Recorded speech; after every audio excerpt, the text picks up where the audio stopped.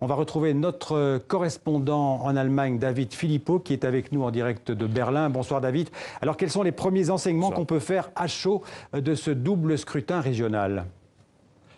Écoutez, il y avait beaucoup de suspense autour de ces deux scrutins car la participation a été notoirement forte aujourd'hui avec une participation en hausse de 12 points dans la Saxe et de 10 points dans le Brandebourg. Et bien sûr, la question était de savoir, à partir de 18 h, à qui profiterait cette forte progression. Eh bien, je peux vous répondre que c'est aux deux partis établis dans les deux régions où on votait aujourd'hui, c'est-à-dire le Brandebourg et la Saxe. Cela a profité à la fois aux partis établis, aux partis traditionnels, c'est-à-dire la CDU d'Angela Merkel qui dirige la Saxe depuis la réunification, et au SPD qui lui aussi termine en tête. Mais derrière, Xavier, il y a une progression absolument impressionnante de l'AfD qui double son score dans le Brandebourg et qui le triple dans la Saxe, où elle atteindrait, selon les premières estimations sorties des urnes, un score de 27,5%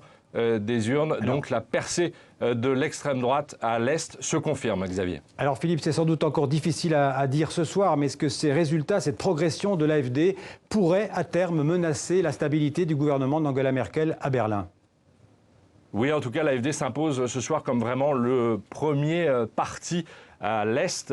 C'est un parti qui se rend incontournable et effectivement, cela pourrait avoir des conséquences au niveau national car les deux partis qui composent la coalition à Berlin sont menacés dans ces deux bastions. Et surtout, Xavier, l'AfD s'impose comme un parti incontournable à l'Est et on est un petit peu dans un schéma à l'italienne, c'est-à-dire que le poids électoral de l'AfD est devenu si important qu'elle va pousser à des coalitions contre nature, à des coalitions contraires entre des partis comme la droite et l'extrême gauche qui ont des positions totalement antinomiques sur plein de dossiers comme l'environnement ou l'accueil des réfugiés. Et donc ce soir, Xavier, on peut vraiment le dire que l'AfD se rend incontournable et devient le premier parti d'opposition en embuscade si les partis traditionnels échouent. Merci David pour ces premiers commentaires à chaud sur ces deux élections en Allemagne.